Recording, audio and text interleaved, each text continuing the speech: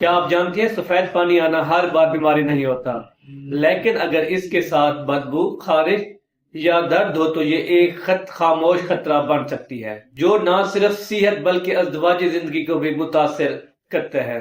السلام علیکم، میں ہوں ڈاکٹر جاوید۔ اس وقت میں قاسم ہاسپٹل علی پور میں senior child and family physician کے طور پر خدمات سر انجام دے رہا ہوں۔ آج ہم بات کرنے جا رہے ہیں سفید پانی کیوں آتا ہے، اس کی کیا وجوہات ہیں، اس کی علامات کے بارے میں، اور اس کو ڈائگنوز کرنے کے لیے ہم کون سے ٹیسٹ کرتے ہیں، اس کا علاج کیا ہے، اور گھریلو ٹوٹکے اور ازدواجی زندگی پر اس کے کیا اثرات پڑتے ہیں۔ ہم اس کی کازز کی بات کریں، اس کی کون کون سی کازز ہیں جس کی وجہ سے سفید پانی بار بار ہو سکتا ہے۔ نمبر 1 کے اوپر ہے ہارمونل تبدیلیاں، حمل ہو گیا، جنسی ابھار یعنی کہ جسم کا جو سیلف کلیننگ میکنزم ہے، فنگل انفیکشن، بیکٹیریل انفیکشن، جنسی بیماریاں، شوگر اور بار بار اینٹی بایوٹک کا استعمال، صفائی میں زیادتی یا کیمیکل صابن کا استعمال، یہ اس کی کازز ہیں۔ اگر سفید پانی کے ساتھ ساتھ یہ علامات ہوں تو خطرے کی گنتی ہو سکتی ہے۔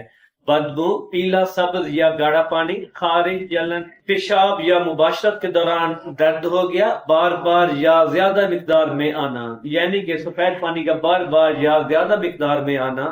ہم اس کی ٹائپس کی بات کریں، جو پانی ہے اس کی کون کون سفید پانی ہے اس کی کون کون سی ٹائپس ہو سکتی ہیں۔ نمبر 1 کے اوپر ہے نارمل ڈسچارج، یعنی کہ شفاف یا ہلکا سفید بغیر بدبو کے، یہ جو ہے نارمل ٹائپس ہیں۔ اگر فنگل کی بات کریں، دہی جیسا شدید خارش کے ساتھ۔ اگر بیکٹیریل کی بات کریں، پتلا مچھلی جیسی بدبو، یعنی کہ اگر بیکٹیریل ہوگا اس میں کیا ہوگا کہ پتلا ہوگا اور جو اس کی سمیل ہے وہ فش جیسی ہوگی۔ ایس ٹی آئی یعنی کہ ایس ٹی آئی جو سفید پانی ہے اس کی اگر ہم بات کریں وہ کون سا ہوگا، اس کا کلر کیسا ہوگا، سبز ہوگا، پیلا، شدید بدبو اور درد ہوگا اس کے اندر۔